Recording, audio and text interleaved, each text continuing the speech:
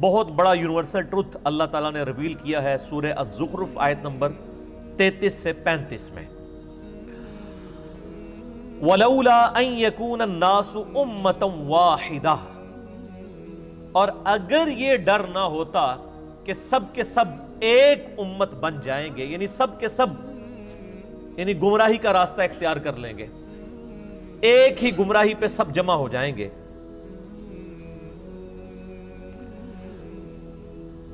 لَجَعَلْنَا لِمَنْ يَكْفُرُ بِالرَّحْمَنِ لِبُيُوتِهِمْ سُقُفًا، تو اللہ تعالیٰ فرماتا ہے کہ ہم رحمان کے جو منکر ہیں، کافر ہیں، ان کے لیے مکان ایسے بناتے کہ ان کی چھتیں ہوتی من فضہ، چاندی کی، وَمَعَارِجَ عَلَيْهَا يَظْهَرُونَ، اور ان کے گھروں کی سیڑھیاں بھی ہم چاندی کی بنا دیتے جو لوگ اللہ کو نہیں مانتے، یعنی جو کافر ہیں اللہ تعالیٰ فرما رہا ہے کہ ہم ان کے گھر بھی چاندی کے بنا دیتے، ان کے گھروں کی سیڑھیاں بھی چاندی کی بنا دیتے، وَلِبُيُوتِهِمْ أَبْوَابًا وَسُرُرًا عَلَيْهَا يَتَّكِئُونَ، اور ان کے گھر کے دروازے بھی چاندی کے بنا دیتے، اور ان کے وہ تخت بھی جن پر وہ تکیہ لگائے بیٹھے ہیں وہ بھی چاندی کے بنا دیتے، وَزُخْرُفًا، اور یہ سب چیزیں سونے کی بھی بنا دیتے۔ یہی لفظ ہے زخرف جس کی وجہ سے اس سورت کا نام سورہ الزخرف ہے۔ اللہ تعالیٰ فرماتا ہے اگر اس بات کا ڈر نہ ہوتا کہ سب کے سب لوگ ہی کافر ہو جائیں گے، کافروں کی جو شاہانہ زندگی کو دیکھ کر، تو ہم جتنے کافر ہیں ان کے گھر چاندی کے بنا دیتے، ان کے گھروں کے دروازے چاندی کے بنا دیتے، ان کے گھروں کی سیڑھیاں چاندی کی بنا دیتے، ان کے تخت چاندی کے اور سونے سے یہ ساری چیزیں بنا دیتے، کافروں کو ہم سونا چاندی سے مالا مال کر دیتے، اگر ہمیں یہ ڈر نہ ہوتا کہ کافروں کی یہ شان دیکھ کے ساری کافر ہو جائیں گے۔ اندازہ کریں، وَإِن كُلُّ ذَلِكَ لَمَّا مَتَاعُ الْحَيَاةِ الدُّنْيَا، اور یہ سب کی سب رونق والی چیزیں، سونا اور چاندی، دنیا کی زندگی کا سامان ہے، وَالْآخِرَةُ عِنْدَ رَبِّكَ لِلْمُتَّقِينَ، اور آخرت تو تمہارے رب کے ہاں پرہیزگاروں کے لیے ہے، خدا سے ڈرنے والوں کے لیے، خدا کی شناخت رکھنے والوں کے لیے۔ یہ بڑی اہم ترین آیات ہیں۔ اللہ تعالیٰ فرماتا ہے کہ اگر ہمیں اس بات کا ڈر نہ ہوتا کہ کافروں کے سونا چاندی سے بنے ہوئے مکانات، سیڑھیاں، دروازے اور یہ تخت، یہ چیزیں دیکھ کے سب لوگ کافروں سے متاثر ہو کر کافر نہ ہو جاتے، تو ہم کافروں کو یہ سب کچھ عطا کرتے، یعنی اتنی بڑے لیول کی آزمائش ڈال دیتے کہ اہل ایمان پہ یہ آزمائش ڈالتے کہ اب بتاؤ اللہ کی طرف آنا ہے کہ شیطان کی طرف۔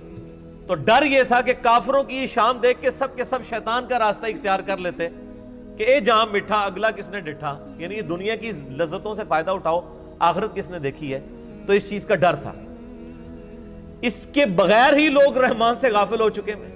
آج کسی کے پاس دولت ہے تو لوگ کہتے ہیں دیکھیں جی اللہ کا بڑا فضل ہے اس کے اوپر، کوئی دنیاوی منصب ہے اس کو وہ اللہ کا فضل سمجھ رہے ہوتے ہیں، حالانکہ یہ ضروری نہیں، فضل ہو بھی سکتا ہے اگر حضرت ابوبکر عمر عثمان و علی والی خلافت ہو، اور یہ اللہ تعالیٰ کی طرف سے آزمائش ہو سکتی ہے اگر جو ہے وہ آل امیہ اور آل عباس جیسی خلافت ہو، سو کالڈ یا ملوکیت۔ تو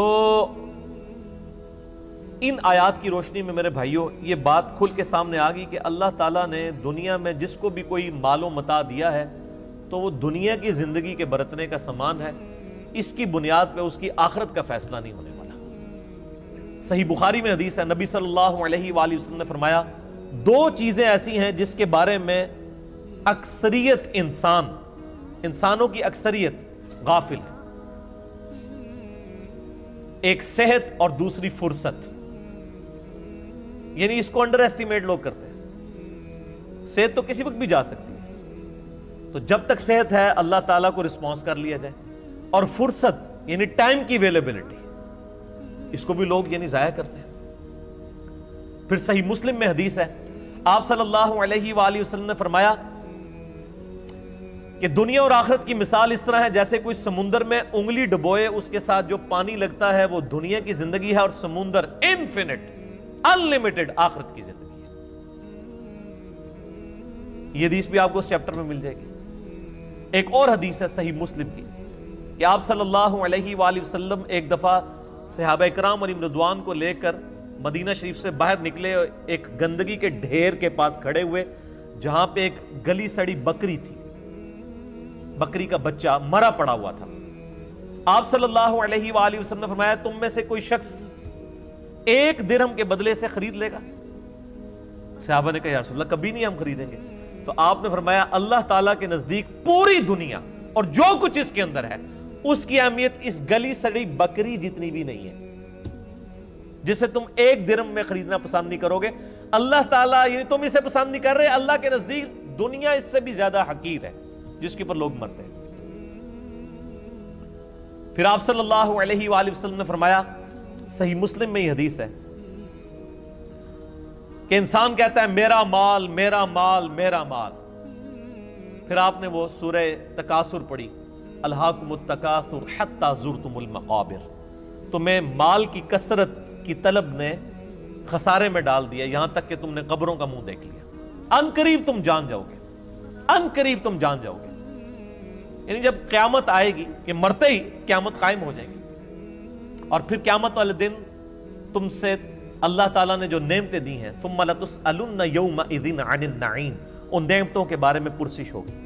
تو صحیح مسلم کے الفاظ ہیں، آپ صلی اللہ علیہ وآلہ وسلم نے فرمایا انسان کہتا ہے میرا مال میرا مال میرا مال، حالانکہ اس کا مال تو وہ ہے جو اس نے کھا لیا یا پہن کر بوسیدہ کر دیا، باقی جو کچھ بچ گیا وہ تو اس کے وارثوں کا مال ہے جو اس کے مرنے کے بعد بانٹیں گے۔ پھر بخاری اور مسلم دونوں میں یہ حدیث موجود ہے، آپ صلی اللہ علیہ وآلہ وسلم نے فرمایا ابن آدم کے پاس اگر سونے کی 2 وادیاں ہوں تو وہ تمنا کرے گا میرے پاس تیسری بھی آ جائے، اس کا پیٹ صرف قبر کی مٹی بھرے گی۔ پھر بخاری اور مسلم کی متفقن علیہ حدیث ہے، آپ صلی اللہ علیہ وآلہ وسلم نے ارشاد فرمایا انسان کے 3 دوست ہیں، ایک ہی اس کے ساتھ قبر میں جاتا ہے اور وہ اس کے اعمال ہیں، باقی اس کے 2 دوست باہر رہ جاتے ہیں، اس کے رشتہ دار اور اس کا مال، یہ باہر ہی رہ جاتے ہیں، قبر میں صرف اعمال جاتے ہیں جو اس نے کیے، نیک یا برے۔ پھر صحیح مسلم کی حدیث ہے کہ دنیا کی زندگی مومن کے لیے قید خانہ ہے اور کافر کے لیے جنت ہے۔ جو دنیا میں جنتیوں والی زندگی گزار رہا ہے وہ سمجھ لے کہ اس کی آخرت سٹیک پہ لگی ہوئی ہے۔ یہ ممکن ہی نہیں ہے کہ آپ دوویں جانے مٹھے باؤ، یہ تو ہو ہی نہیں سکتا تھا۔ یعنی دنیا کی کاسٹ پہ ہی آپ کو آخرت ملنی ہے، جو سورہ توبہ میں آیا کہ ہم نے مومنین کی جانیں اور مال جنت کے عوض خرید لی ہیں، جان بھی خرید لی مال بھی خرید لیا، تب جنت دیں گے، سورہ توبہ میں آتا ہے۔ تو یہ بڑا مشکل معاملہ ہے، اس کے اوپر فی البدی مجھے یعنی بے شمار احادیث یاد ہیں۔ اس کے علاوہ صحیح مسلم میں ایک حدیث ہے کہ آپ صلی اللہ علیہ وآلہ وسلم نے فرمایا اللہ تعالیٰ نے دوزخ کو شہوات سے ڈھانپ رکھا ہے، دنیا کی لذتوں سے، اور جنت کو ڈھانپ رکھا ہے ناگوار چیزوں سے، یعنی دنیا کی پریشانیاں مصیبتیں۔ یہ صحیح مسلم میں حدیث ہے، اور اس کی ایکسپلینیشن ہے ابو داؤد میں، ترمذی میں اور سنن نسائی کے اندر، کہ آپ صلی اللہ علیہ وآلہ وسلم نے ارشاد فرمایا کہ جب اللہ تعالیٰ نے جنت کو پیدا فرمایا تو حضرت جبرائیل علی نبینا علیہ السلام سے کہا کہ جاؤ جبرائیل جنت دیکھ کے آؤ۔ دیکھ کے آئے، اللہ نے فرمایا کیسا پایا جنت کو؟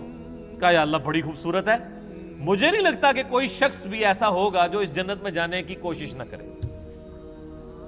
وہ تو تن من دھن لٹا دے گا۔ اللہ نے فرمایا اچھا ایڈا ہی شوق ہے، اے بریکٹ اچ۔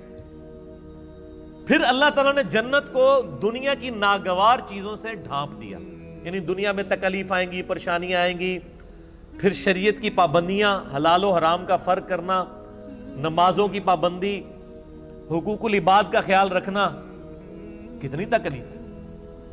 روزانہ 5 وقت کی نماز پڑھنا کوئی آسان کام؟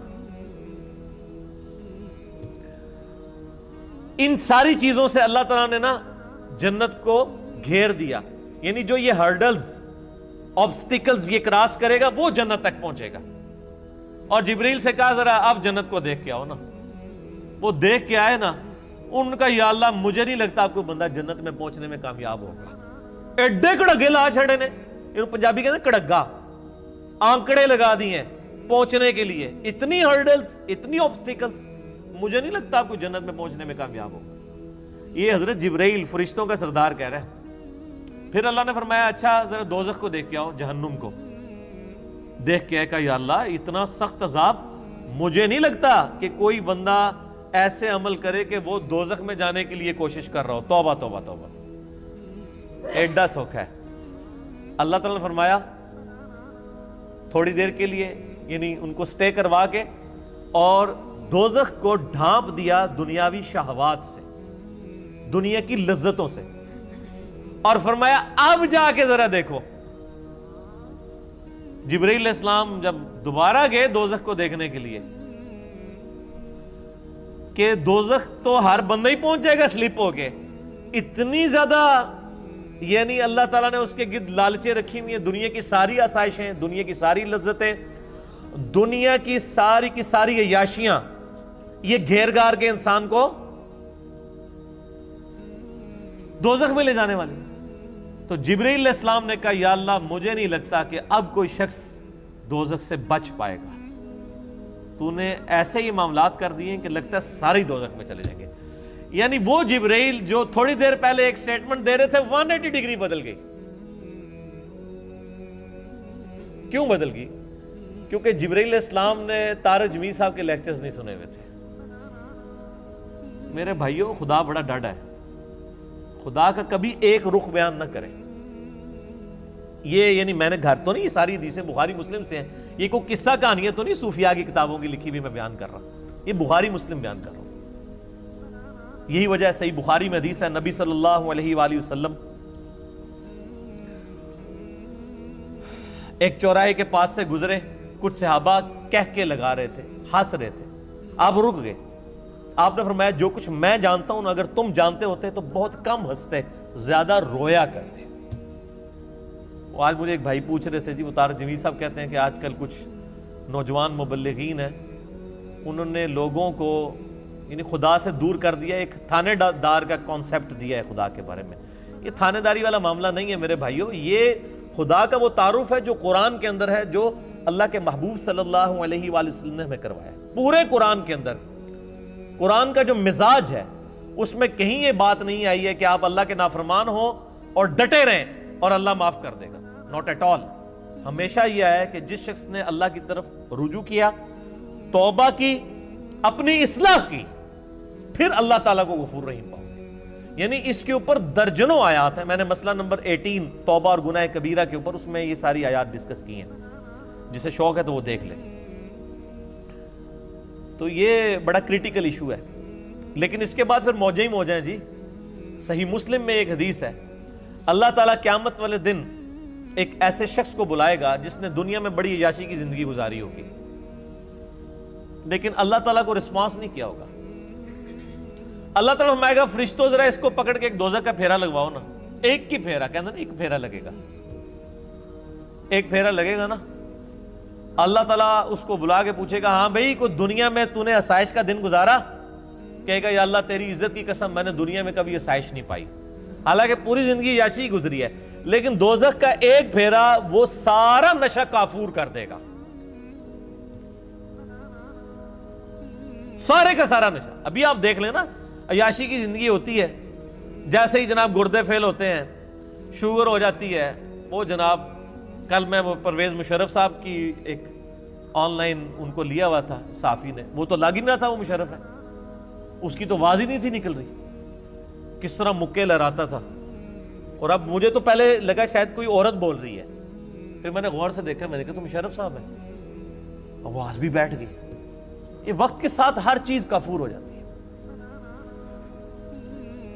تو اور پھر اسی مسلم شریف کی حدیث میں آتا ہے کہ اللہ تعالیٰ کہے گا کہ اس شخص کو بلاؤ جس نے دنیا میں بڑی مفلسی کی زندگی گزاری لیکن مجھے رسپانس کیا, اور فرشتوں ذرا اسے ایک جنت کا پھیرا لگاؤ نا. وہ ایک پھیرا لگوائیں گے نا، پھر اللہ پوچھے گا اوہ دنیا میں کوئی تکلیف دیکھی؟ کہے گا یا اللہ تیری عزت کی قسم کوئی تکلیف نہیں دیکھی۔ اگر یہ ہمیشہ کی کامیابیاں مجھے ملنی تھی تو وہ تکلیف ہی بھول جائے گا۔ دنیا میں بھی ایسا ہی ہوتا ہے کہ انسان کو جب اپنی محنت کا پھل ملتا ہے تو انسان کو وہ، یعنی میں اکثر کہتا ہوں کہ ہم یونیورسٹی لائف کے اندر کتنی مشکل سے پڑھتے تھے، میکینیکل انجینئرنگ کے دوران پوری رات جاگ کے فجر پڑھ کے سویا کرتے تھے، آج ہمیں یاد بھی نہیں ہے کہ ہم نے وہ 5 سال کس تکلیف میں کاٹے ہوئے، حالانکہ یہ آسائش بھی ختم ہو جانے والی ہے، اصل زندگی تو آخرت کی ہے۔ اور یہ ایک کانٹے کی بات ہے جو سارے صحیفوں میں اللہ تعالیٰ نے قرآن حکیم میں فرمایا سورۃ الاعلیٰ میں، بل تؤثرون الحیات الدنیا، تمہارا اصل مرض یہ ہے کہ تم دنیا کی زندگی کو ترجیح دیتے ہو، والآخرۃ خیر وابقیٰ، جبکہ آخرت بہتر بھی ہے اور ہمیشہ رہنے والی ہے۔ ان ھذا لفی الصحف الاولی، یہی ایک کانٹے کی بات، یونیورسل ٹروتھ، پچھلے سارے صحیفوں میں، ساری آسمانی کتابوں میں ایک ہی کانٹے کی بات تھی، ان ھذا لفی الصحف الاولی صحف ابراہیم و موسیٰ، چاہے وہ قرآن سے پہلے ابراہیم علیہ السلام کے صحائف ہوں یا موسیٰ علیہ السلام کے، ایک ہی کانٹے کی بات تھی کہ دنیا کی زندگی عارضی ہے، اصل زندگی آخرت کی ہے۔